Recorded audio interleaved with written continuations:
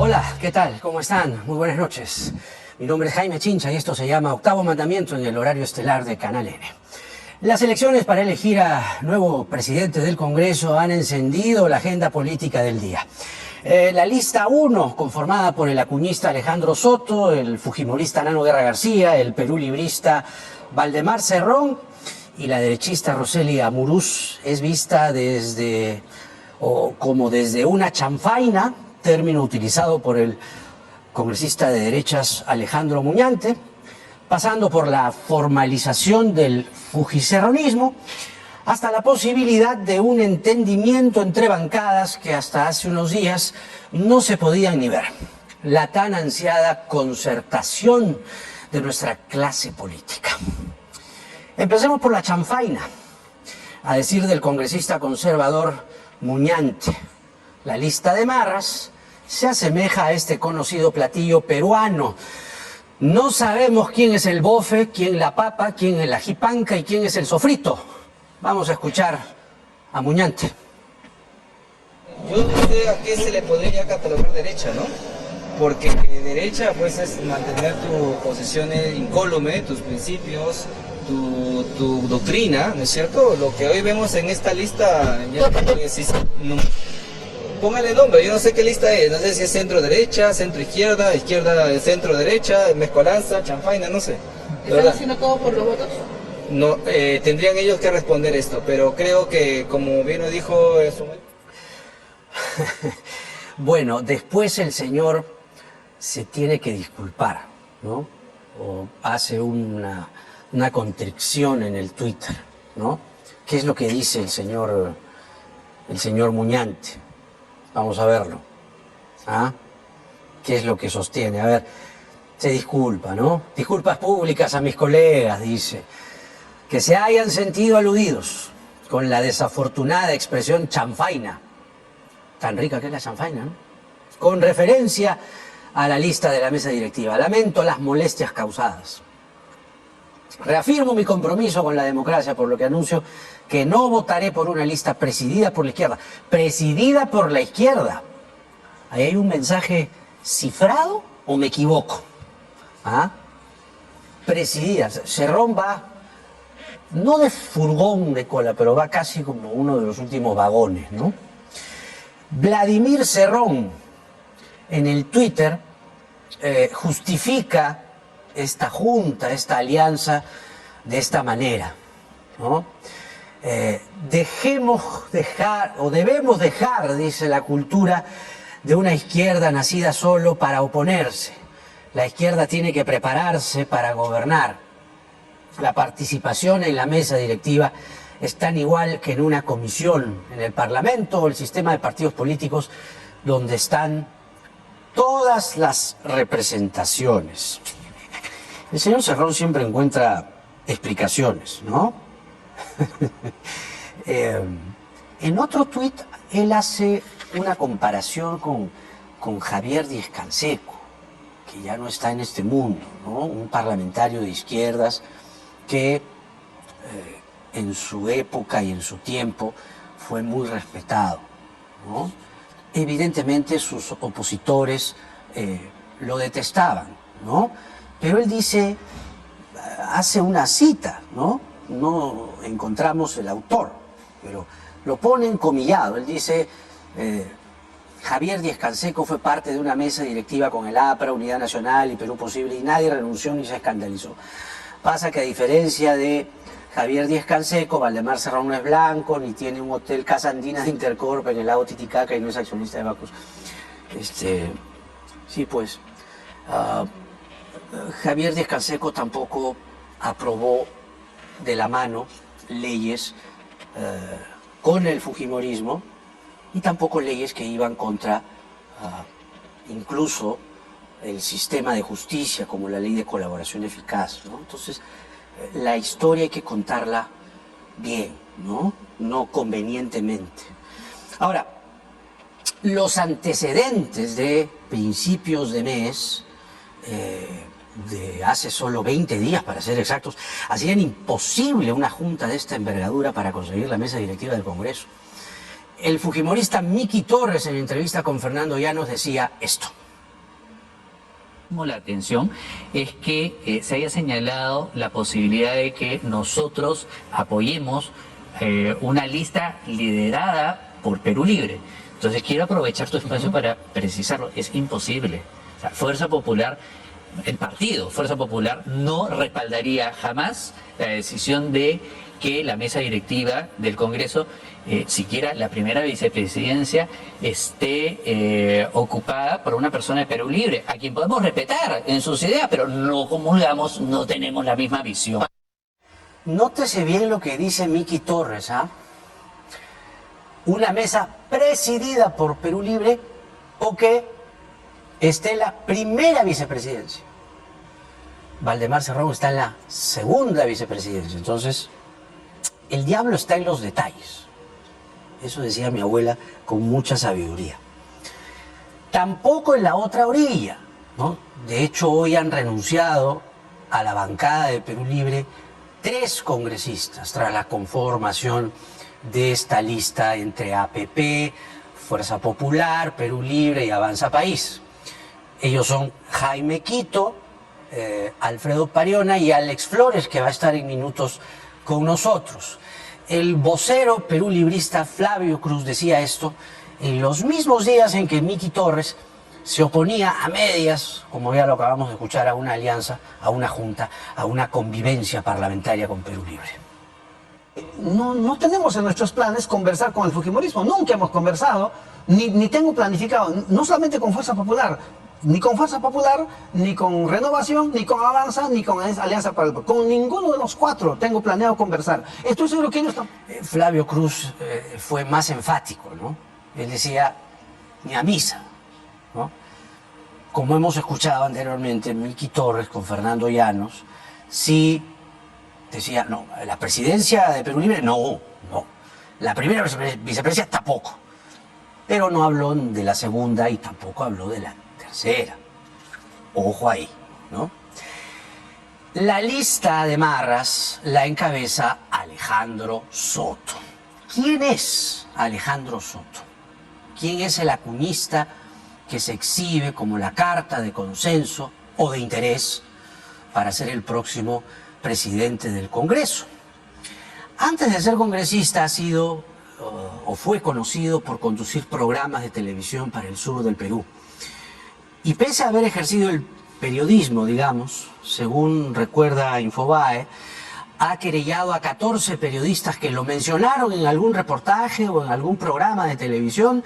De estas querellas, 8 son contra 2 periodistas cusqueños de Cusco Times. 2 procesos por difamación fueron iniciados en octubre del 2021 cuando Soto ya era congresista.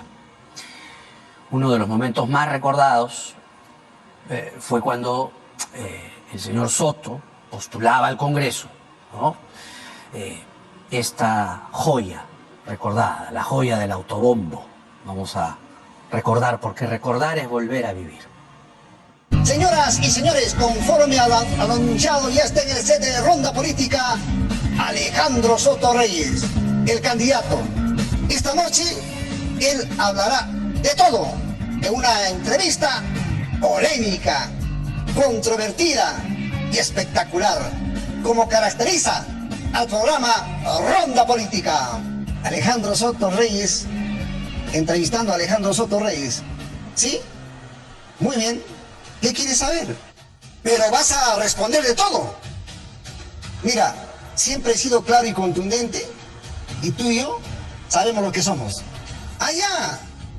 Entonces, para conocimiento del pueblo cusqueño, dinos quién es Alejandro Soto Reyes, porque seguro estoy que más de uno quiere conocer quién eres. Alejandro Soto Reyes, o sea, tú y yo soy abogado de profesión. Hubo otro personaje de otras lides, literalmente de otras canchas, que hizo lo mismo en su momento, Diego Armando Maradona. Se entrevistó a sí mismo. Hay que tener el ego muy inflado, inflamado para hacerse una entrevista, ¿no? Una autoentrevista. Ese fue un momento icónico de la campaña, ¿no? A ver, vamos a hacer algo que no se ha hecho o que ya no se hace con la política peruana. Pensar bien. Imaginemos por un momento que esta alianza, criticada por todo el mundo, tiene el deseo firme y honesto de trazar una agenda en bien del país. Para empezar, la lista de este APP Fujicerro Avanza Paisismo, o sea, el bloque de derechas aliado al serronismo, aún no nos dice lo que pretende hacer, pero si de verdad quiere hacer las cosas bien y que nosotros pensemos bien, cosa que estamos haciendo, esta nueva mesa directiva, de llegar a hacerlo, tendría que denunciar a todos los mochasueldos. 1. Denunciar a todos los niños. 2. Detener la ofensiva contra instituciones como la OMPE y el Jurado Nacional de Elecciones. Detener la ofensiva contra la Junta Nacional de Justicia. Corregir el nefasto precedente que han sembrado con la sanción a Zoraida Ábalos. Corregir el despropósito perpetrado contra SUNEDU. Retroceder en la peligrosa ley sobre la colaboración eficaz. Y ahí me quedo corto, ¿no? Pero fundamentalmente, dejar de legislar para ciertas camarillas que representan intereses oscuros y subalternos. Siempre hay excepciones, ¿no?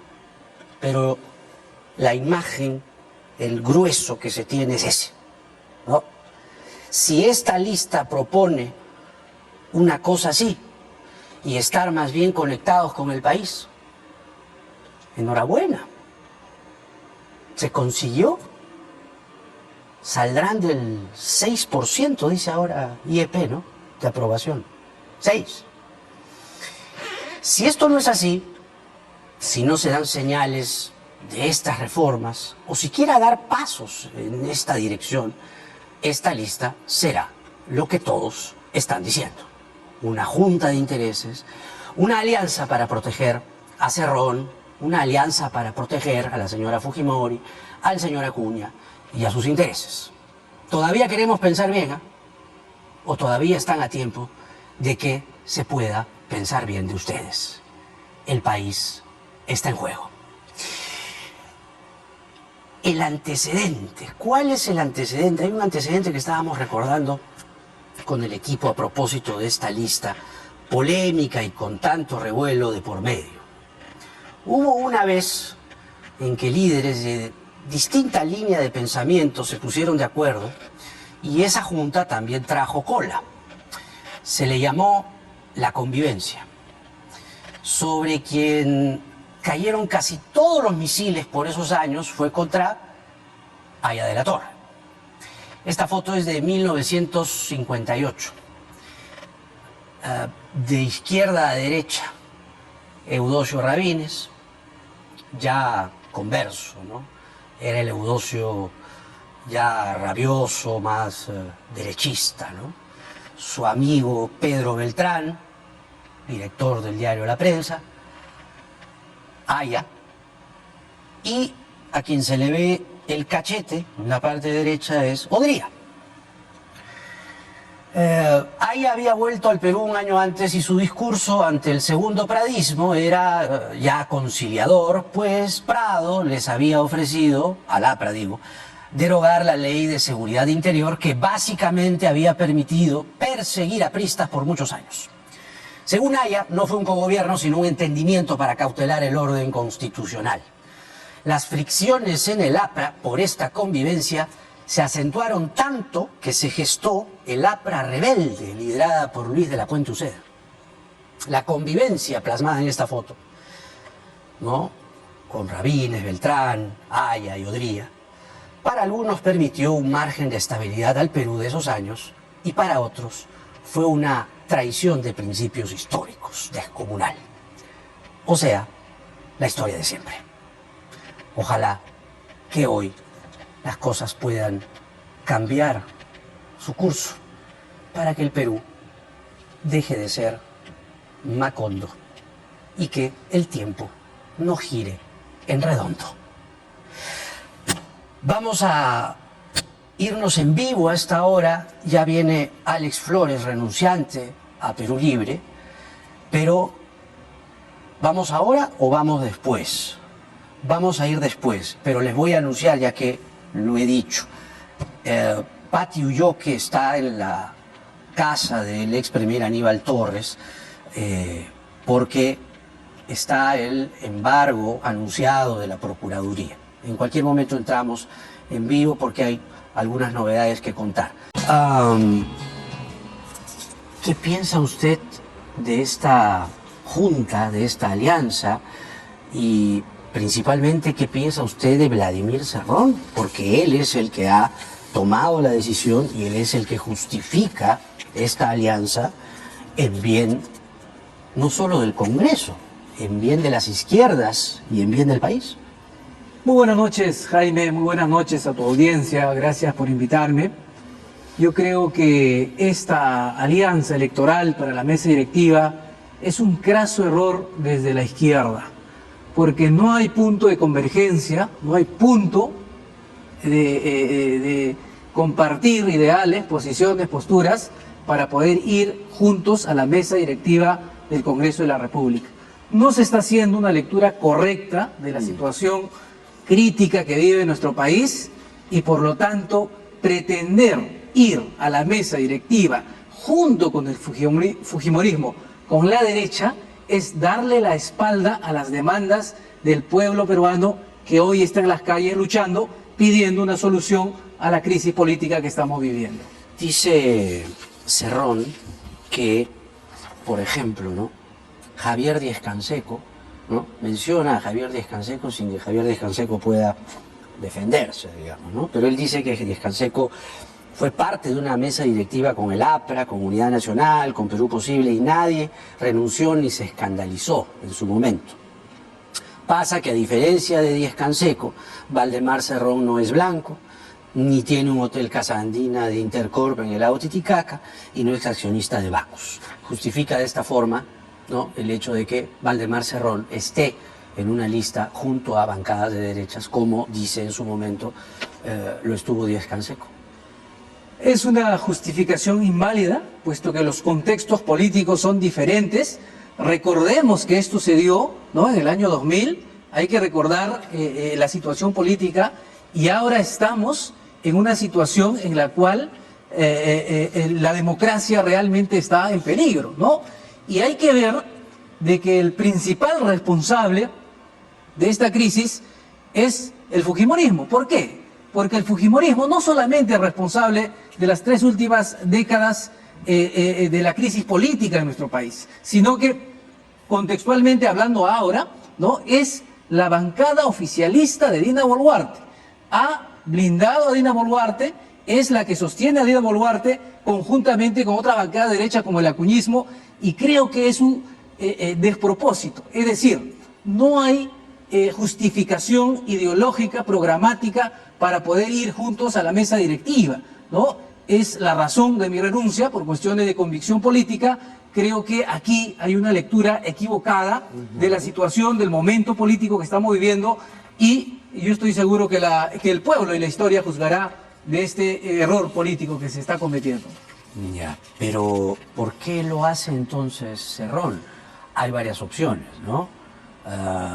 Hambre de poder, ¿no?, estar en la mesa, o lo que yo decía al principio, ¿no?, que puede, en este escenario tan crispado, ¿no?, tan fragmentado, ¿no?, yo me he dado la licencia hoy de pensar bien, ¿no?, que puede ser tomado, repito, como algo cándido, ¿no? ¿Es posible eso? Es decir, ¿es posible que estos grupos parlamentarios, uno de ellos, un Perú Libre, que usted lo acaba de dejar hoy, esté pensando en bien del país, ¿no?, esté pensando, renunciando a sus principios ideológicos, como alguna vez lo hizo Haya, ¿no? Por eso he mostrado la foto de la convivencia, ¿no? Haya renunció a sus principios ideológicos, Haya se sentó con sus persecutores, Haya, además, Prado lo había perseguido en su primer gobierno. Así es. Odría lo había perseguido. Bien. Y se sentó con ellos y dijo, Correcto. por el bien del país. Mucha gente le dijo traidor, ¿no? Se formó el APRA Rebelde. Así es. ¿Hay algún parecido? Y tenía razón la gente que en su momento le dijo a Aya de la Torre traidor, porque ya sabemos cómo acabó el APRA, que había nacido como una propuesta de izquierda, como una propuesta alternativa, ¿no? Acabó en la extrema derecha, con un líder suicidándose para escapar de la corrupción, como era Alan García. Bueno, yo creo que no hay similitud. En este caso, no hay punto de convergencia. Es decir, aquí ha primado el pragmatismo puro. Probablemente todos quieren garantizar su parte del poder, las migajas de poder, alguno de ellos. No se puede entender de otra forma. ¿Qué punto de convergencia puede haber entre dos partidos que son antagónicos, el fujimorismo y un partido de izquierda, Se ha como dicho, decía ser Perú Libre? Como los que luego, años después, encabezados por De la Puente Uceda, forman el APRA Rebelde. Le dijeron traidor a Aya, ¿no?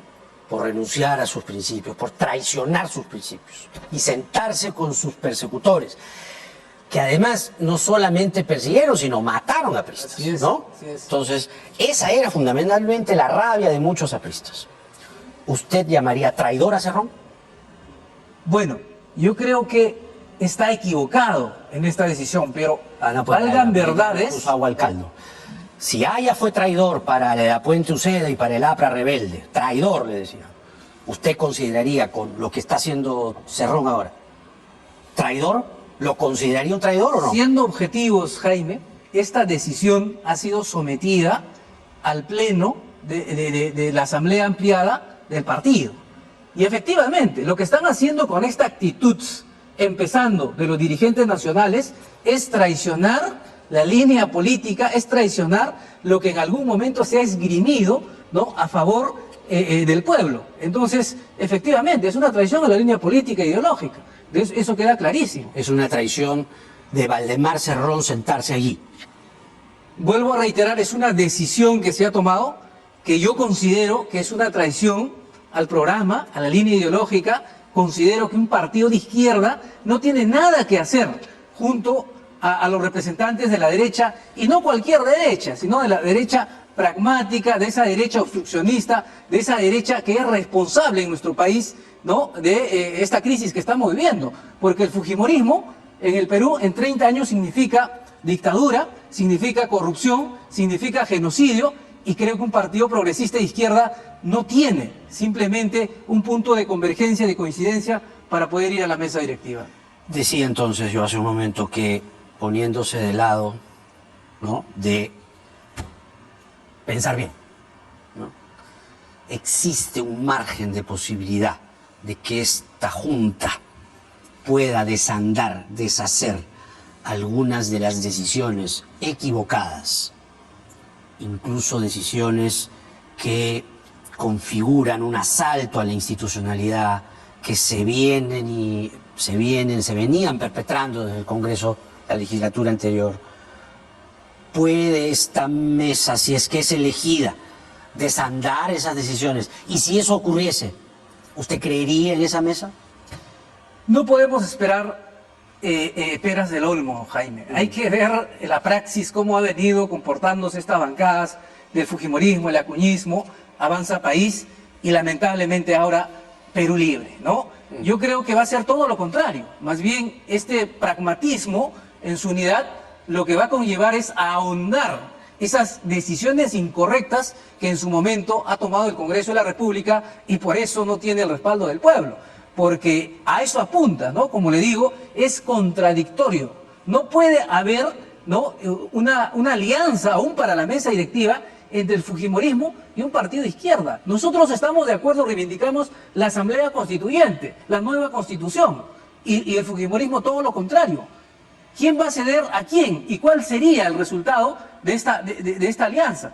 Creemos que aquí lo que ha primado es el pragmatismo puro, han dejado de lado sus ideales, sus principios, su ideología, y pensamos de que es momento de que en el Perú más bien lo que falta es eso, ¿no? Es ideología, tener principios y ser coherente con lo que se dice y con lo que se hace. Entonces, haciendo una lista de principios ideológicos que Perú Libre podría estar cediendo o claudicando con esta decisión, podríamos decir que uno claudica en la Asamblea Constituyente con esta Bueno, decisión, ¿no? El tiempo lo dirá, Jaime. Pero, lo pero que si sí está con el fujimorismo, queda claramente exactamente. cede en la Asamblea Es una Constituyente. pues, ¿no? posibilidad muy fuerte, ¿no? No. O es que los fujimoristas están cediendo, que no lo creo, ¿no? No, difícil que los fujimoristas digan vamos a una asamblea. Así es. Más bien, todo indica que el serronismo o Perú Libre, o lo que queda de Perú Libre, está diciendo cedemos, claudicamos, renunciamos a la Asamblea Constituyente, ¿no? Probablemente. Lo que queda clarísimo No, pero ¿qué la lectura tiene claudicación usted, pues? es la claudicación política, ¿no? Es una traición a nuestros electores, porque ellos han votado, han apostado por nosotros como un partido de izquierda y nos han dado la tarea concreta de que este país necesita refundarse, de que este país necesita los cambios. Y para ese cambio necesitamos un marco normativo que sea elaborado por las grandes mayorías en base a una discusión, y esa es una nueva constitución que sea producto de una asamblea constituyente. Y por lo tanto, queda claro pues de que aquí hay una claudicación muy preocupante en realidad. Ahora, justamente se está renunciando a esa opción porque la lectura política, ¿no? Lo que le dice a uno es, si existe esta convivencia del siglo XXI, pues claramente Perú Libre, al sentarse con el fujimorismo, claudica en eso. ¿En qué más claudica Perú Libre?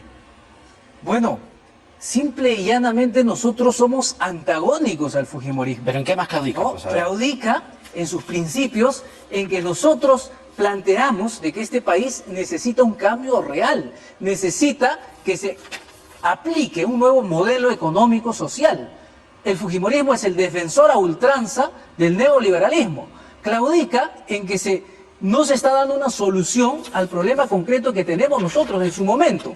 Nosotros hemos planteado de que este gobierno es insostenible, este gobierno es responsable del asesinato de más de 67 peruanos. El fujimorismo es la bancada oficialista de Dina Boluarte. Y Perú Libre no puede ser parte de una mesa directiva que sea servil, funcional a este gobierno. Yo creo que ahí queda clarísimo la contradicción y la claudicación, lamentablemente, a la línea ideológica política que es un partido de izquierda. ¿Es cierto que intentaron retenerlo? Es decir, intentaron que usted no se vaya de la bancada. Bueno, Jaime, hay que saludar de que esta decisión se dio dentro de una reunión, hubo posturas, hubo un largo debate, ¿no? Y por una diferencia mínima es que se impuso esta probabilidad de ir con la derecha, ¿no? Yo he planteado claramente mis posiciones, soy un hombre de izquierda, yo me conduzco por mis principios, por mi convicción, ¿Pero lo y yo no voy a intentaron claudicar. retener? No, definitivamente ¿Le no. dijeron, Aún Alex, quisieran, por no favor, podrían, piensa, porque ¿no? mi lealtad, Jaime, es primero al pueblo peruano. Y ese pueblo peruano, hoy que está luchando en las calles, pide, ¿no? Nunca más fujimorismo, nunca más este gobierno que lamentablemente ha asesinado a más de 67 peruanos. Necesitamos justicia para ellos, necesitamos una salida política. Nosotros no podemos estar en contra de las demandas que legítimamente el pueblo esgrime, pide y lucha. A ver, pero del total de muertos, 49 se atribuyen a eventuales casos, no, eventuales no, casos reportados por asesinatos cometidos por uniformados. Correcto. ¿De acuerdo? Entonces, ahí reducimos Haciendo esa precisión, la Jaime, precisión, pero ¿no? igual es responsabilidad política del gobierno. Yo soy de la región de Ayacucho. En Ayacucho han asesinado a 10 personas, lamentablemente, ¿no? Malos elementos del ejército, y hasta ahora no hay justicia. Esto es imperdonable. Yo, por respeto a la memoria de estos fallecidos, innecesariamente en medio de las protestas, estos 67 peruanos, por respeto a este pueblo peruano que sale a luchar, he renunciado a la bancada de Perú Libre, porque creo que con el fujimorismo no se puede tener ningún entendimiento. Nada bueno para el pueblo puede salir de la unidad con el fujimorismo, con el acuñismo, con la derecha, que son los responsables de la crisis política y económica en la que estamos viviendo. Entonces, ¿cuál o cuáles serían los puntos de convergencia? Es decir, ¿por qué el señor Cerrón decide defender a capa y espada esta convergencia. Es decir, ya no pensamos bien, ahora pensamos mal, ¿no? Porque, a ver, pongamos los elementos sobre la mesa. El señor Cerrón tiene procesos y una condena. Y tiene también algunos procesos en espera en el TC, ¿no? Correcto, Lo mismo la señora Fujimori. correcto. Oh, ¿no está por ahí la convergencia?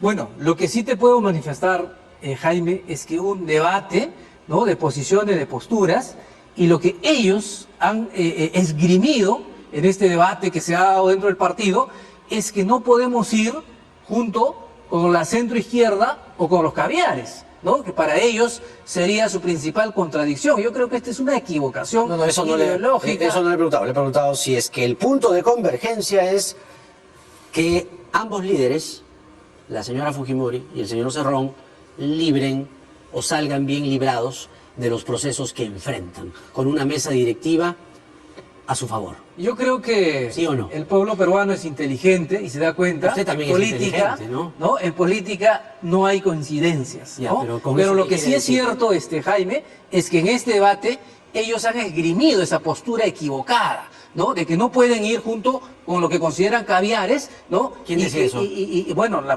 postura que ha ganado, ¿no? Cerrón. Incluido, por supuesto, el dirigente principal, Vladimir ¿no? Cerrón. Efectivamente, entonces yo considero que es una postura equivocada, ¿no? Tú no puedes transigir, no puedes claudicar a tu línea política por migajas de poder de ninguna manera. Ya, pero no me está diciendo o no me quiere responder la pregunta que le hago. Es que- Usted admite un hecho concreto. El señor Cerrón tiene procesos. La señora Fujimori tiene procesos. Es cierto. Con una mesa directiva Es cierto. a su favor, conviviendo ambos con una mesa directiva amable, podría ser que esta haya sido la razón de la convivencia. ¿Sí o no? Podría ser. Podría Como le ser. digo, el tiempo lo dirá, la historia juzgará, ¿no? Porque lo cierto es, como le digo, ¿no?, de que en el debate lo que se han esgrimido son estas posturas y que yo considero que son equivocadas, que es, pues, claudicar en la lucha, en la línea ideológica, política y práctica que se tiene por un pragmatismo simple de querer estar en la mesa, de ganar por ganar, dejando de lado la ideología, ¿no? En el cuarto párrafo del comunicado en el que se justifica o se explica la alianza de Marras, dicen que la presencia de la izquierda en la mesa no debe entenderse como la absorción de ella a la línea ideológica de los partidos de derecha, sino más bien de la ruptura de la hegemonía derechista, que va a permitir una pluralidad en la toma de decisiones de donde anteriormente estábamos totalmente excluidos. ¿Es así? Es una equivocación esa premisa, ¿no? Ah. Porque vamos a ver, ¿quién va a tener el manejo de la mesa directiva en un eventual triunfo de esta propuesta? La derecha. ¿Quién es la mayoría? La derecha. Va a quedar sometido, más bien va a quedar como un funcional a los intereses de la derecha, ¿no? El representante de Perú Libre. De tal manera que eso no es una realidad. Yo creo que el camino para la izquierda peruana no es ese, no es aliarse con sus enemigos ideológicos, ¿no?, en el buen sentido de la palabra, sino que tiene que tener la capacidad de conversar con los grupos afines y tener una propuesta clara, siempre teniendo en consideración lo que demanda y lo que pide el pueblo peruano. ¿Cuál es la obsesión del señor Cerrón con los caviares? ¿Por qué no lo dejan dormir? ¿Por qué tiene esta reiterada obsesión, esta reiterada diatriba contra este sector ideológico del país? Precisamente, y yo creo que ahí está el error, ¿no?, de Vladimir Cerrón, de creer que sus enemigos principales son la socialdemocracia, la izquierda o los caviares, porque hay que ver, Jaime, que tanto en la izquierda como en la derecha existen matices, ¿no? Están los extremos izquierdistas, radicales, de medio, etcétera, ¿no? Y creo que ellos ven, ¿no?, equivocadamente, de que lo que llaman los caviares, ¿no?, son sus enemigos principales. Y esto, pues, no resiste un mínimo análisis. El sentido común mucho menos la teoría marxista-leninista, el materialismo dialéctico, ¿no? La contradicción principal siempre ha sido la derecha, y en este país la punta de lanza de la derecha, el neoliberalismo, es el fujimorismo, es el acuñismo, son los partidos de derecha, ¿no? Y por lo tanto, la contradicción secundaria se puede tener con los caviares o con los socialdemócratas, pero yo creo que aquí hay un planteamiento y una percepción equivocada. Le pone lápida usted a Perú Libre. Eso lo dirá el tiempo, Jaime. ¿Pero por qué se ha ido entonces? Porque ya no compartimos, Por eso. ¿no?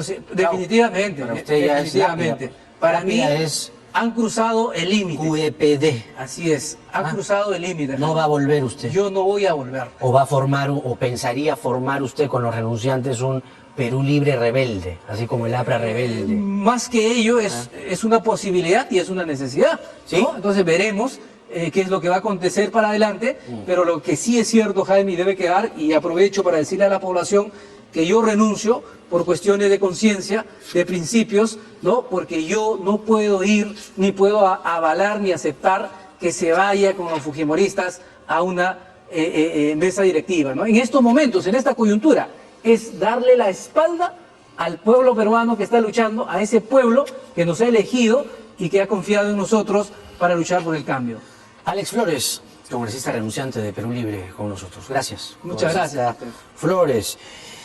Y vaya que Vladimir Cerrón parece estar reencarnándose, paralelos históricos y diferencias históricas de por medio, con el Haya de 1957, ¿no? Donde ha tenido pues que ceder, claudicar, sentarse con el enemigo político, con el adversario, ¿no? Y esto le ha valido renuncias, le valdrán críticas, ¿no? El tiempo, como bien apunta Alex Flores, con prudencia, ¿no? Le va a tomar a Cerrón, pues sopesar si es que esto ha sido una junta de intereses oprobiosos o una agenda por el bien del país, cosa que el 6% de la población le cree. Tiene la valla altísima, enorme, casi incrédula. Les decía que Patricia Ulloque está en las afueras de la casa del ex premier Aníbal Torres. ¿Qué está pasando, Patricia? Buenas noches. ¿Qué tal, Jaime? Bueno, la decisión del Poder Judicial de declarar fundadas las solicitudes de la Procuraduría General del Estado no ha alterado para nada el ambiente en los exteriores de la casa de Aníbal Torres, dado que es una decisión en realidad que, según lo que estamos leyendo y constatando en esta resolución, dice, a ver, para decirlo textualmente, se dictamina el embargo de los bienes tanto de Pedro Castillo como de Aníbal Torres, pero en forma de inscripción e inhibición. Estamos hablando de 4 propiedades del expresidente Pedro Castillo y de 8 propiedades del expresidente del Consejo de Ministros, Aníbal Torres, inmersos en esta investigación por el golpe de Estado del 7 de diciembre. Según lo que corroboramos en la información y en el detalle de esta decisión del juez Juan Carlos Checklin, es que si el embargo se realiza en forma de inscripción e inhibición, esto quiere decir que es un trámite que se realiza a nivel de registros públicos. Estamos hablando de una inscripción, una anotación en la ficha registral, y de esta manera la Procuraduría General se asegura de que los bienes que están acreditados para los imputados nos puedan ser vendidos o en todo caso transferidos. Recordemos que la Procuraduría el 5 de julio había hecho este pedido a través de su titular, Daniel Soria, y es que la reparación civil o la pretensión civil resarcitoria, según el documento de la Procuraduría, asciende a 67.711 millones de soles. Esa es la forma, digamos, de entender lo que correspondería a una reparación civil de hallarse responsable de las autoridades. Entonces, un panorama tranquilo, básicamente es una decisión que acata o acoge, mejor dicho, el Poder Judicial ante el pedido de la Procuraduría, pero que se tiene que realizar en los fueros también de registros públicos. Jaime, el panorama bastante tranquilo aquí en la cuadra 3 de la calle Roma en San Isidro. Gracias, Patricia. Bueno, no pasa nada, por lo menos con el ex premier Torres, pese a esta declaratoria, ¿no?, de el embargo contra Pedro Castillo y Aníbal Torres. Vamos a seguir ahí de cerca y Patricia nos va a contar si es que hubiese alguna otra novedad. Anoche, en Cuarto Poder, la defenestrada presidenta de Salud, Rosa Gutiérrez, salió con todo y contra fundamentalmente la presidenta Dina Boluarte, ¿no? Ella, bueno, y contra el ministro de Trabajo Fernando Varela, ¿no? Ella contraatacó, ¿no? Básicamente lo que se arguyó como razón para sacarla era corregir el error, ¿no? Corregir el error. Porque claramente la señora Gutiérrez no debió ser nombrada presidenta de Salud y lo dijimos en su momento. Ella, cuando ministra de Salud, exhibió las peores cifras del dengue, literalmente trágicas. Pero el gobierno cometió el desacierto de nombrarla, ¿no? Y eso le ha traído un problemón, un tremendo problemón. Ahora, sí me llama la atención y me deja haciendo ruido que la señora Gutiérrez haya mencionado a la presidenta Boluarte, al ministro de Trabajo, y no haya mencionado al premier Otárola. Raro, ¿no? Si en la línea de sucesión es Boluarte, Otárola y Varela, en todo caso, ¿no? No lo toca.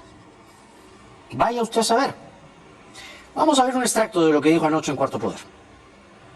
Esta remoción irregular que genera muchas dudas, porque en su real contexto, claramente al segundo día de mi designación, he podido advertir de supuestos actos de corrupción documentados. No se remueve a Iván Pereira, casualidad, se le notifica y obviamente él no recibe esa notificación. Ok, usted lo remueve y lo que ha dicho a través de sus redes es que días después recibió la llamada del jefe de gabinete de presidencia, Entonces, luego del secretario general y también de la presidenta de la República. En ese contexto, claramente, advirtiendo esto, lo convoco al gerente general para que me dé cuenta de estos hallazgos.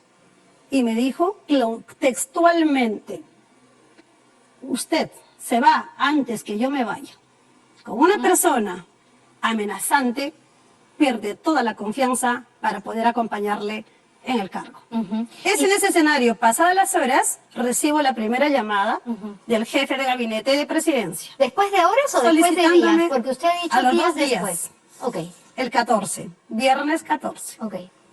Me hace la llamada dándome la indicación precisa que repongan el cargo al señor gerente general.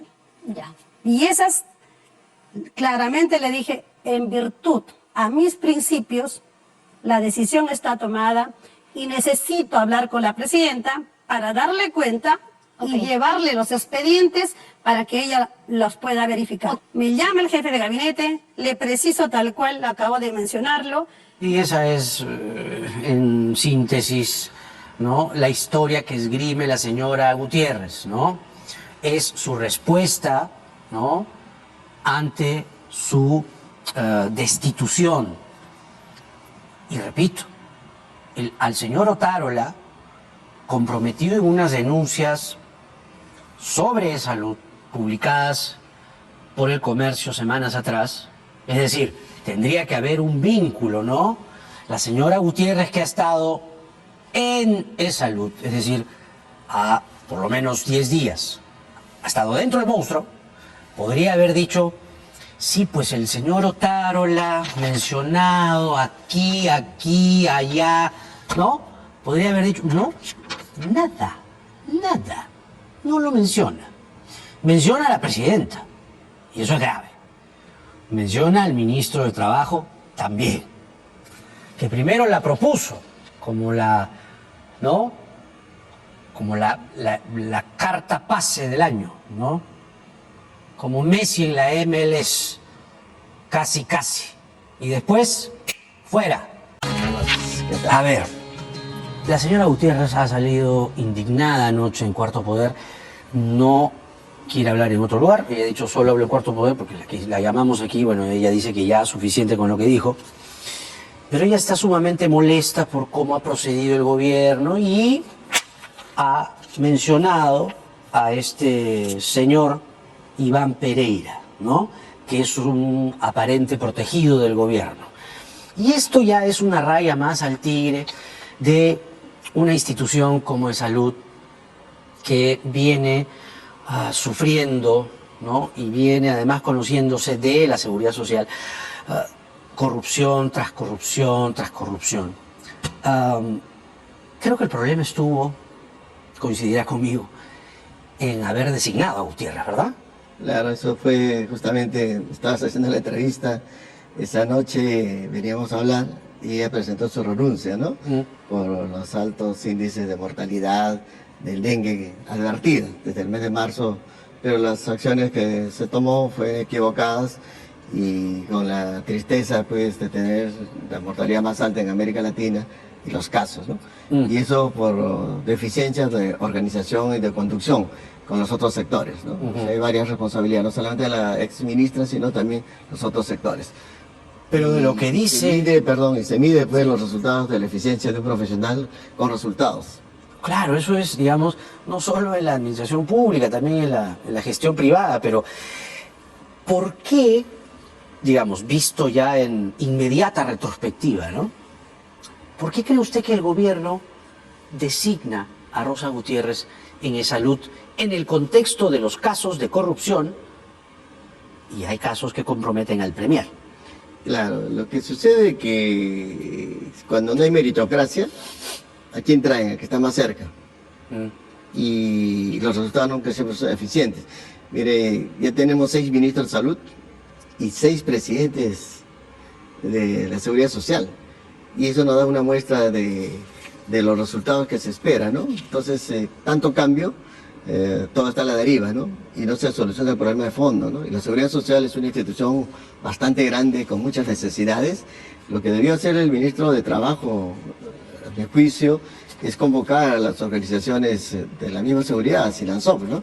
Los médicos, el personal, para que ellos hagan la propuesta, cuál sería el mejor gerente para poder dirigir esta institución. ¿Qué hacemos con el señor César Linares? Ustedes están pidiendo su inmediata destitución, es decir, no hay un personaje, no hay un funcionaria capaz de dirigir E-Salud, es el colmo. Sí, mire, anoche él, escuché su intervención, dijo que lo han archivado todo, y viniendo acá al canal, de una trabajadora donde él ha sido director, un centro de salud, Melitón Salas Tejada, está denunciado por nepotismo, contrató a su hermano de arquitecto por una obra, siendo director.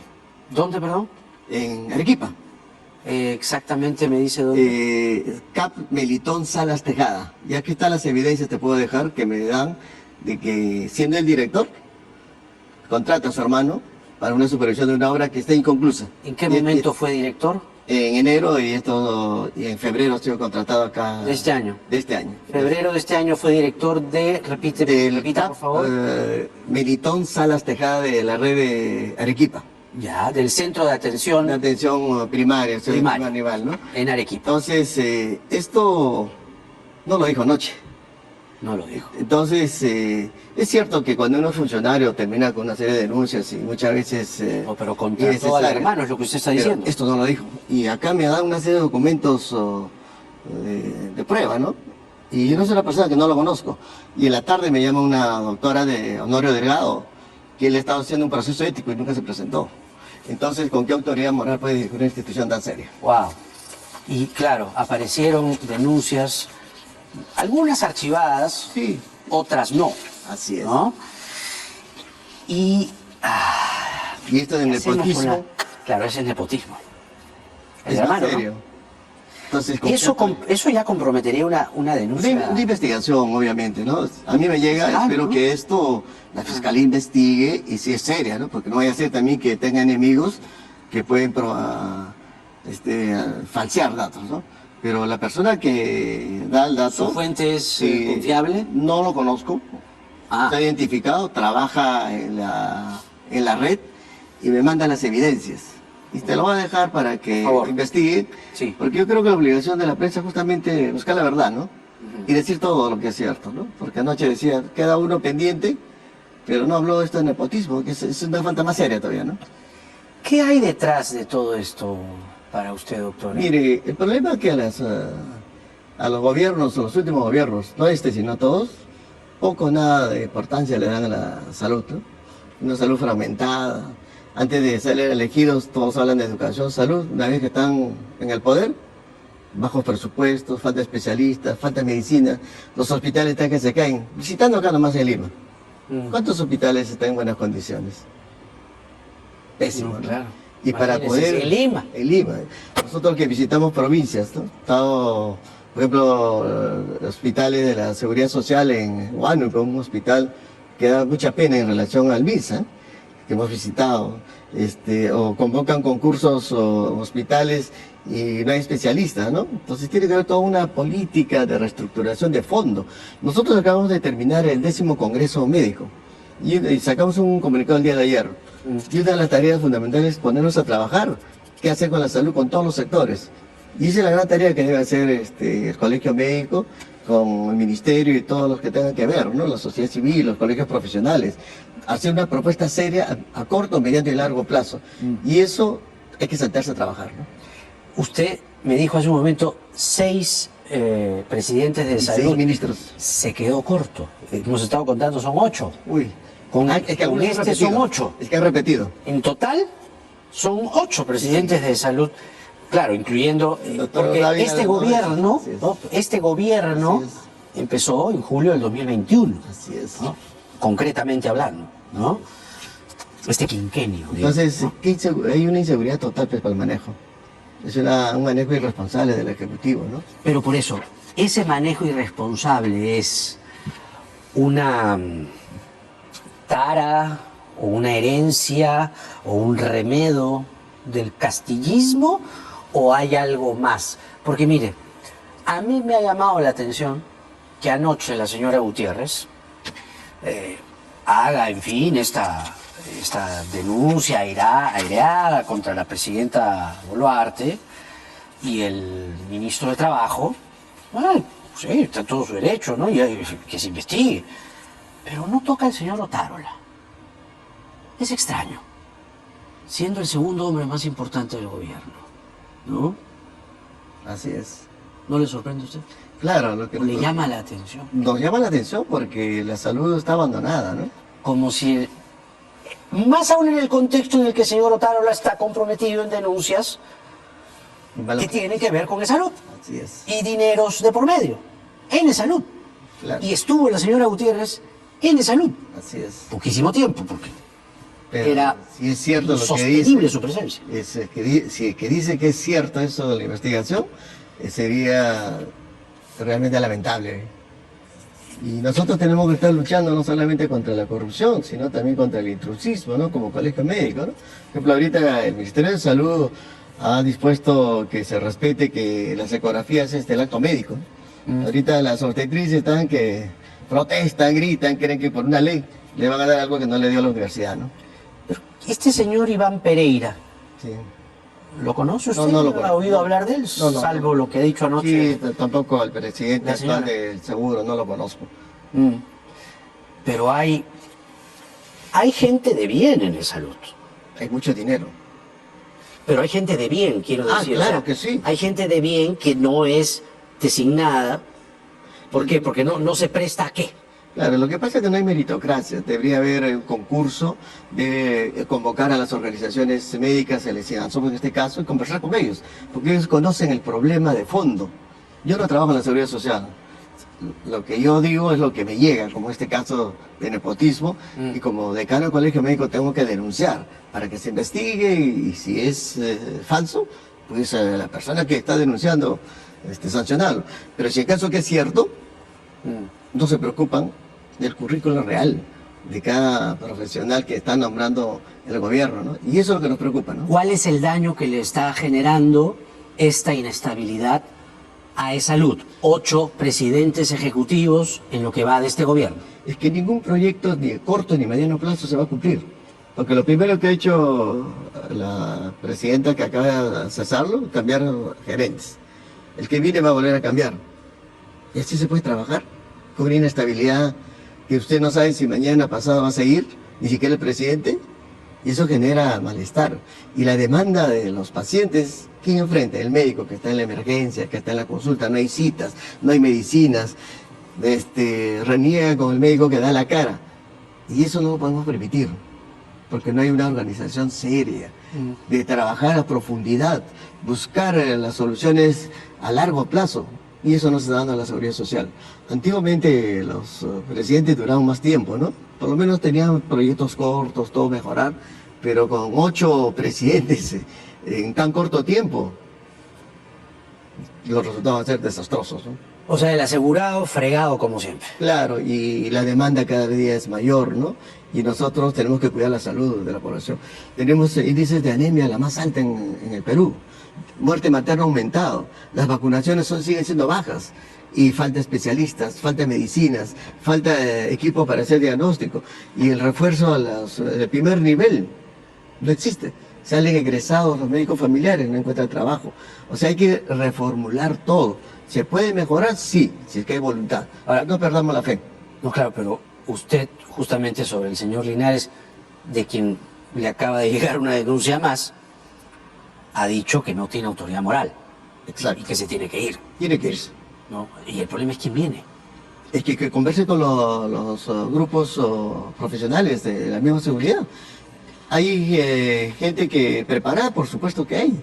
Hay gente con experiencia, claro que sí, pero que se haga de la casa, que tenga experiencia, porque conoce mejor. Uno que viene fuera, o conoce, y el doctor decía, no, porque soy arequipeño, se van a oponer. No tiene nada que ver, todos somos provincianos, pero nada tiene que ver con la calidad profesional.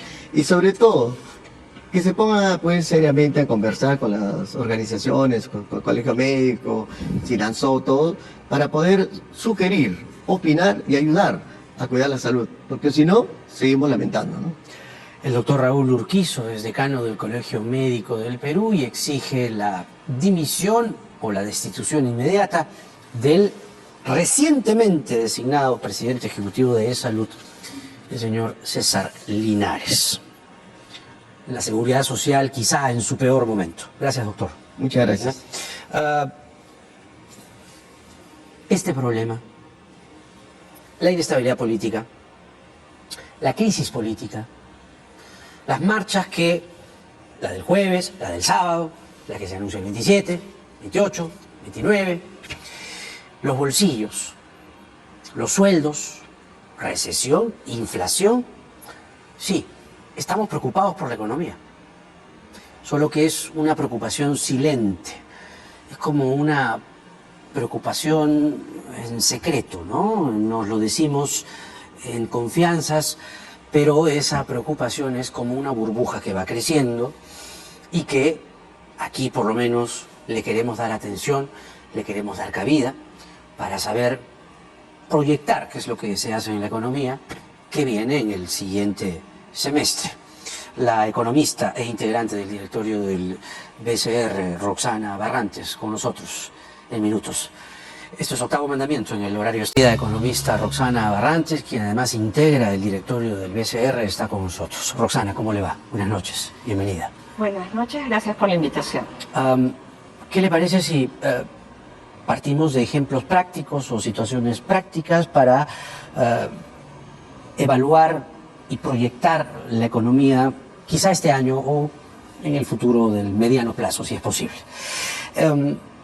La crisis política, la inestabilidad, el poco margen de credibilidad de las autoridades, de la presidenta, el Congreso, las marchas en las calles, la crisis de representación, toda esta asfixia política, ¿no? Este descrédito de la política, afecta a la economía porque a principios del siglo XXI, en los comienzos del siglo XXI, en el gobierno de Toledo, se hablaba de las dichosas cuerdas separadas y todos andábamos como que muy felices por eso, o tranquilos. Creo que eso ya cambió, ¿no? Es bien difícil decir si tuvimos cuerdas separadas y por lo tanto es difícil decir si cambió. Fue un mito quizá.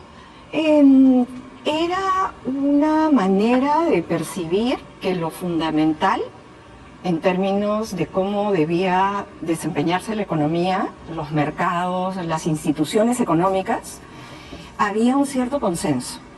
Y que las discusiones políticas, que siempre hay, eran discusiones dentro de ese marco y respetando asuntos básicos. Esto último es lo que, con tu reflexión inicial, parecería que es lo que ha cambiado. Es decir, que la situación actual, con lo que acabo de sintetizar, la crisis, las marchas que se anuncian, lo político en sí desgasta, deteriora la economía. Deteriora la confianza. ¿De los inversionistas? De todos nosotros. Comenzando por todos nosotros. Todos nosotros, porque finalmente, claro, la inversión privada grande es la que te genera más y mejor empleo. Pero todos nosotros, de alguna u otra manera, tomamos decisiones permanentemente que son decisiones económicas. ¿Cuáles ¿no? son esas decisiones que se retraen en nosotros? Estudio acá o me voy a estudiar a otra parte. Para los jóvenes, emprendo el negocio, trato de abrir el negocio aquí, o me voy a un país vecino, o migro. Esfuerzos que puedes hacer en diferentes actividades, dices no, mejor espero hasta que se perciba mayor estabilidad y mayor confianza. Eso pasa todos los días, ¿no? Y tenemos una cifra gruesa que no podemos dejar de mirar, que es una inversión privada creciendo a cero. Y con eso no vamos a avanzar muy rápidamente como deberíamos para el potencial que tenemos. Porque en el Perú prácticamente todos son oportunidades porque nos falta tanto que podemos crecer rápidamente si comenzamos a confiar. Inversión privada creciendo a cero. ¿Cuánto resiste el país con ese cero? Es complicado decir cuánto resiste el país, porque inversión privada creciendo a cero no significa que no hay inversión privada. ¿Sí, no? Porque hay inversión de reposición. Lo que pasa es que no cambia respecto de la última medición, que es la del año pasado. ¿No? Entonces sí hay movimiento. No se renueva. Pero no se amplía la capacidad. Y eso obedece, pregunto, a indicadores como el de The Economist, que habló en algún momento de que el Perú era en sí una democracia híbrida, o recortes o publicaciones por el estilo. Efectivamente puede tener que ver porque, como tú has dicho, parte de lo que tenemos es un problema de representación, ¿no? Y ese problema de representación, que es un problema político, es el que te está generando estas dificultades para tener confianza en poner tu dinero en nuestra patria, a corto plazo. No le pido la receta mágica, pero ¿cómo podría el Perú revertir esa cifra de cero, o, ayúdeme con el término, que siempre estaba en cero respecto a la inversión privada? El crecimiento de la inversión en cero, o creciendo a cero. ¿Cómo se puede revertir ello? Es decir, ¿cómo podría el Perú, o sus actores más protagónicos, gobierno, empresa privada, etcétera, etcétera, país, ciudadano, ciudadanía en sí misma, para que eso se pueda revertir?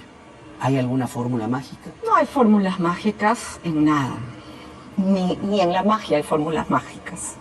Entonces, sí se puede pensar en temas no sencillos, pero sí muy focalizados. Inversión minera. Necesitamos empujar la inversión minera porque de otro modo nuestras posibilidades de crecer a futuro se van a ver afectadas. Y eso es un tema de gestión pública. Ministerio de Energía y Minas, SENACE, OEFA y todas las instituciones que tienen que ver con inversión minera. Eso es para verlo desde un punto de vista muy económico. Desde un punto de vista político, tenemos que revisar la manera que las personas que tienen el poder en ese momento están ejerciendo la representación, de tal modo de generar confianza nuevamente en la población y revertir esas cifras un poco antipáticas que muestran las encuestas. Interesante, porque la representación está en su peor momento, ¿no? La aprobación presidencial está muy baja, en 10 puntos, la representación o aprobación congresal está en 6 puntos, según la última encuesta de IEP. Si eso se revirtiese, dice usted, o comenzase a revertir, la confianza ciudadana comenzaría a crecer, con lo cual la economía también podría comenzar a robustecerse. Así funciona la cosa. Tú lo has dicho. Y al tener confianza el ciudadano o la ciudadana, eso va llegando también, si acaso a las élites, si acaso también a los inversionistas, y este país podría comenzar a, qué sé yo. Es interesante, yo destaco la cifra que circuló la semana pasada sobre una aprobación del gobierno. O sea, el gobierno tiene una aprobación de 70% entre gerentes generales de empresas, ¿no? Entonces es bien interesante que ese 70% no se traslade en mayor confianza para aumentar la inversión, ¿no es cierto? Y en mayores proyectos, pero también chocamos con el tema de gestión pública, ¿no? Como acabo de decir, necesitamos hacer un shock de inversiones de exploración minera, porque por cada 100 proyectos de exploración, menos de uno sale, la estadística. La proporción es enorme. Es enorme y además toma años. Podemos hacer algo ahí. ¿Qué va a pasar ahora con la Autoridad Nacional de Infraestructura, que acaba de ser creada? Y donde vamos a ver cómo se va a liderar desde la presidencia del Consejo de Ministros. La presidencia del Consejo de Ministros necesita designar un directora ejecutiva para sacar adelante y que se puedan plasmar estas inversiones. ¿Va en el camino de esta confianza que estamos hablando, esta Autoridad de la Infraestructura? No está claro, dada lo que está contenido en la ley. La ley tiene algunos temas que no cierra el círculo de alinear los incentivos, ¿no? Porque necesitamos que las entidades públicas que tienen a cargo proyectos y capacidad de gastos le trasladen, le deleguen la ejecución a la autoridad. Entonces, nos falta, vamos a ver cómo sale el reglamento, hay plazos perentorios, esperemos que salga un reglamento que cierre estos incentivos que no necesariamente están alineados. La minería, ¿no? Es decir, necesitamos más exploración minera para que después venga la explotación, pero a la vez, paradójicamente, la minería es, entiendo, lo que nos está sosteniendo. Definitivamente, la minería nos está sosteniendo. El año pasado se puso en marcha Quellaveco, que ha empujado, le ha dado un gran empujón al PBI.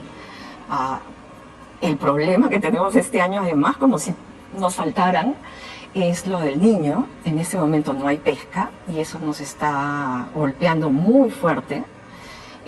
No sé cuánto tendría que ser la inversión privada para revertir el retroceso que estamos teniendo en pesca en ese momento, que es fuerte y que no está bajo nuestro control, porque es un fenómeno natural que ocurre con cierta frecuencia, lo del Niño, ¿no?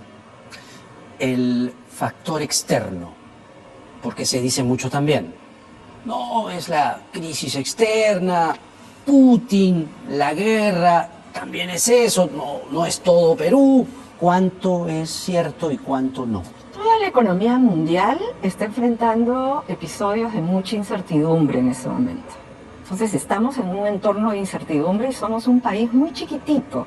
Es como que fuéramos una familia de 20 personas y nosotros somos el miembro de la familia menor y vemos que todos los mayores están preocupados por algo. Claro, nos preocupa y nos golpea, evidentemente, en situación de desconfianza e incertidumbre. Pero lo que pasó con la guerra fue un shock. El shock te golpea, pero después te paras y solucionas los problemas, ves fuentes distintas de oferta, hay un impacto en los precios, luego se absorben. Tenemos una capacidad de adaptación todavía. O sea, eso de la guerra como explicación para describir la crisis ya pasó. Podríamos afirmar eso. O sea, ya la crisis actual, descrita actualmente, es responsabilidad toda nuestra. Responsabilidad, no se puede decir que es toda nuestra, porque no estamos en un entorno donde China está creciendo a 10% anual, no. Ajá. No estamos en un entorno donde los precios de minerales están teniendo su siguiente boom. O la posibilidad de crecer es principalmente nuestra. En este momento tenemos mucha responsabilidad acá. Ajá. La proyección para el crecimiento de este año oscila entre 2, 3, 4. ¿Usted es optimista o pesimista? Estamos más hacia 2. Hacia 2. Los optimistas están en 2, realistas, pesimistas están en 1. Yo he leído optimistas hasta que dicen 4, ¿eh? Ah, qué bueno. ¿Quiénes? Es un optimismo ya que linda con el opio. Yo no he visto proyecciones a 4. 2 es optimista. 2 es optimista. Pesimista es negativo. No. 1. ¿Y eso cómo se traduce? Porque podríamos dedicar así un par de líneas a eso, porque mucha gente, digamos, que no lee la alta economía, no necesariamente comprende cuánto en el bolsillo o en su economía presupuestaria se traduce el hecho de crecemos 2, crecemos 1, crecemos 1.5. Hay una traducción. Demora en conseguir trabajo para los jóvenes que están saliendo de la universidad, ¿no? En épocas de auge y apogeo, prácticamente jóvenes, chicos y chicas, son absorbidos antes que te des cuenta, ¿no? Ahora tú ves muchos más jóvenes en el proceso de búsqueda y con mucha rotación buscando un buen salario en otro sitio, no necesariamente viendo líneas de carrera. Y hay mucha gente que quiere, o jóvenes que están, porque lo decía en algún momento, como pensando migrar. Hay un porcentaje importante de jóvenes queriendo migrar. ¿Hay data dura al respecto? Yo no he visto data dura, pero sí tengo evidencia anecdótica, ¿no? Casos por aquí, casos por allá, de juventud muy bien calificada, muy buena, que está viendo oportunidades fuera. Y si eso se mantiene, es que no hay confianza. Y si no hay confianza, no vamos a necesitamos que nuestra clase política, la palabra que me viene a la cabeza es que reaccione. Y recuerden la responsabilidad que tienen de representarnos. La muy inteligente economista Roxana Barrantes, que además es integrante del BCR, con nosotros. Le agradecemos muchísimo. Muchísimas gracias. Vamos a hacer la pausa y regresamos con el vicepresidente de la Sociedad Nacional de Construcción e Infraestructura, Carlos Neuhaus. También tocaremos el tema de la inversión. Esto es Octavo Mandamiento, ampliamente conocido, vicepresidente de la Sociedad Nacional de Construcción e Infraestructura. Carlos, ¿qué tal? Bienvenido. Bien, gracias, Jaime. Y, obviamente, si hablamos de infraestructura, queríamos tu opinión sobre la Autoridad Nacional de la Infraestructura, porque decía Roxana Barrantes muy nítidamente que falta pues entender la política, el reglamento, por dónde va, y que no es necesariamente la solución a el problema de infraestructura. ¿Por dónde la ves tú? A ver, el tema de la infraestructura es complicado, ¿no? También parte por una buena legislación en la contratación del Estado, ¿no? A veces tenemos leyes que en lugar de promover que las obras se hagan con eficiencia y que no se paralicen, de repente pues dice no, acá se tiene que parar la obra porque hay una discrepancia, llamas a los árbitros y las cosas se estancó, ¿no? Entonces creo que el tema es más allá de la autoridad, ¿no? Incluso en algún momento yo dije que era mejor pensar en un ministerio que absorbiera las oficinas de proyecto de los distintos ministerios, ¿no? Y que los ministerios, por ejemplo, educación, salud, etcétera, que son de los que más invierten, se dedicaran a generar políticas. Tú dices que es una solución intermedia. Es un primer paso, diría yo. ¿Y el segundo cuál sería? Yo a la larga pienso que debería haber un ministerio que... Ministerio de la Infraestructura, digamos. Antes existía... Antes era el Ministerio de Obras, pues, ¿no? Ministerio de Fomento y Obras Claro, Públicas, que estaba en 28 de julio con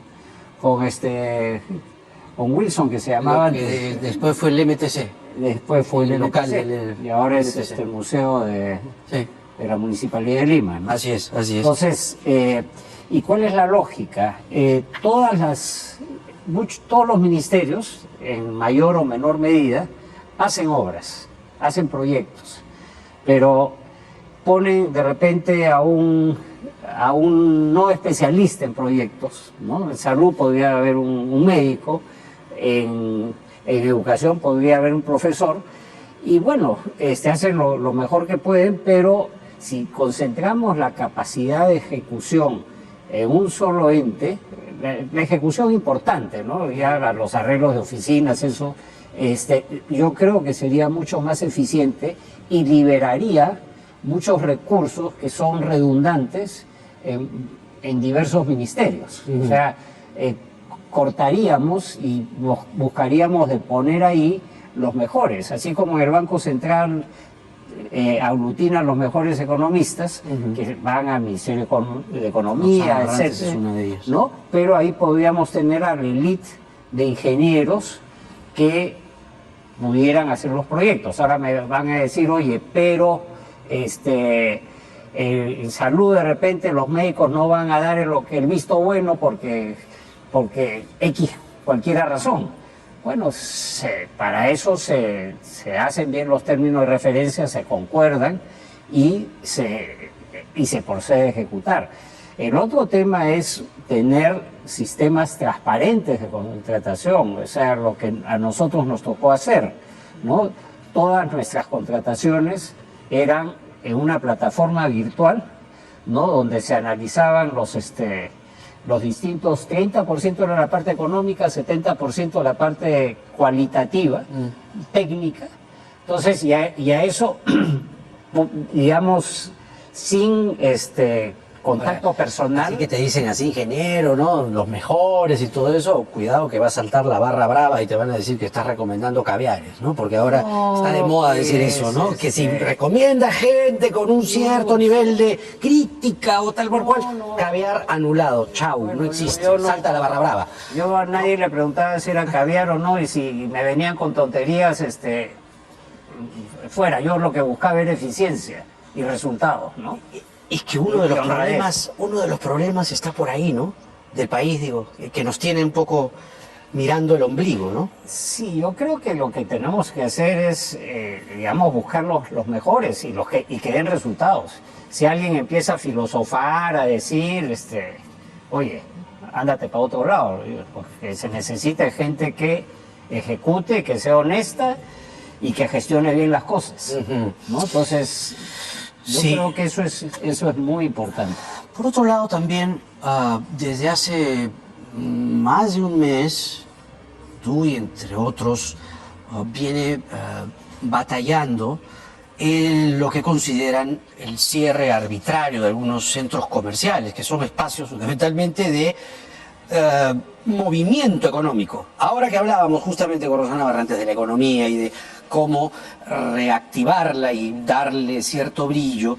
¿Qué es lo que está ocurriendo con los centros comerciales y si sigue ocurriendo esto que ustedes denunciaban como a principios de junio? Sí, mira, yo no voy por el tema de los centros comerciales en estos cierres. Cierran al panadero, cierran al boticario, cierran al bodeguero. Todo aquel que ejerce una actividad de comercio. Aquel que se regulariza y se formaliza y saca su licencia, a ese se lo van. El otro día estuve con el alcalde Surco, por ejemplo, y me dijo, mira, yo solo, primero todos los cierres tienen que ser aprobados por el alcalde. Y tiene que haber, o sea, o peligro inminente de que se cae el edificio o se puede incendiar por los cables, o que hayan pericotes pues deambulando. Entonces eso se cierra inmediato, ¿no? Hay detalles, por ejemplo, que yo conozco. El otro día me llaman porque la licencia no se veía y vienen y te cierran. O sea, hay que tener proporcionalidad. O sea, yo circunstancialmente ahora estoy el presidente de la Asociación de Centros Comerciales. A un centro comercial, bueno, si cierran un centro comercial, adentro trabajan 3.000 personas, uno de los grandes, ¿no? En Megaplaza, en el norte o el sur. Entonces, todas esas personas no van a cobrar, los vendedores no van a cobrar sus comisiones, los mozos no van a cobrar su propina. Entonces, a esos son a los que afectan. O sea, hay que tener proporcionalidad, sentido común, que es el menos común de los sentidos, ¿no? Paradójicamente. Una curiosidad, permíteme que me abra del tema un poco, pero la semana pasada estuvo por aquí Javier Bedoya de Negri, nieto del Tucán Bedoya, y dijo que eras una opción para presidir el PPC. ¿Es correcto eso? Mira, yo los puestos no los he buscado en mi vida, ¿no? O sea... Pero él más bien lo está diciendo. Bueno, Javier es muy generoso, ¿Ah? es muy generoso de su parte, pero primero hay que lograr la inscripción, ¿no? Y en eso estamos abocados, ya después se verá quiénes son... ¿Te gustaría presidir el PPC? Mira, cada cosa a su momento. Yo en este momento estoy con varios temas y los estoy apoyando en la medida de mis posibilidades a que se puedan inscribir, a que salga adelante. Yo no niego, mi padre fue fundador del PPC y yo conocí mucho a su abuelo, a quien traté muchas veces, y a Laisa, a Polar, a todas estas personas brillantes que hoy día nos faltan. Entonces, para llegar a la altura de ellos nos falta mucho a muchos. Sí, pues, pero no lo descartarías en todo caso. Cada cosa a su momento. Cada cosa a su momento. Pero, ¿qué estás haciendo exactamente en el PPC, perdóname? No, yo... ¿Estás de gestor? yo no tengo ningún cargo. De apoyo para que me consigan vienen apoyo. la Si restricción. viajo a algún lado, me piden, oye, una entrevista.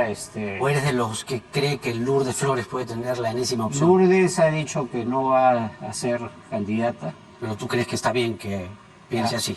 Yo le doy la razón. O sea, Ya, Lourdes, suficiente. Yo lo he visto muy de cerca, le han dado injustamente muchas veces por sus errores. Yo creo que le han hecho hasta bullying innecesario. He visto a un... Ahora, se ha granjeado a veces algunas... ¿no? Bueno, pues Varias, quien no camina no se tropieza, así que... O se cae de poto también. No sé. Ya no seas tan... Digo por el audio, por el audio. No seas tan vulgar. Por el audio. No, por el audio, ¿te acuerdas del audio? Sí, claro. Bueno, a ver, ¿y tú cómo resumirías o sintetizarías la situación de cara a lo que justo conversábamos con Roxana, ¿no?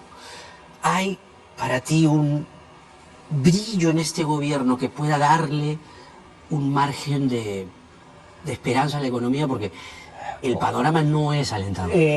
Mira, son a veces 2 pasos para adelante, 2 para atrás, o 2 para adelante, medio para atrás, ¿no? Entonces, yo no voté por la señora Boluarte, constitucionalmente es lo que nos toca, y creemos, al menos creo yo, que la Constitución se debe respetar. Hoy día tiene o el Congreso la vaca o ella renuncia, ¿no? No creo que esos dos escenarios se estén dando. El Congreso tiene también instinto de supervivencia, ¿no? O sea, ¿le das todavía confianza al gobierno? Pese a todo Bueno, yo creo que vamos a tener, una cosa es confianza y otra cosa es la realidad, ¿no? Yo creo que... Confianza en la realidad, digamos. Yo sobre creo la que realidad. lo que va a hacer, si no ocurre una catástrofe, ella va a seguir navegando hasta el 26, pero también puede cometer errores muy graves y bueno, todo se acaba, como lamentablemente hemos tenido varios presidentes últimamente, ¿no? Carlos Neuhaus, vicepresidente de la Sociedad Nacional de Construcción e Infraestructura, y ha estado con nosotros esta noche. Gracias como siempre, Carlos.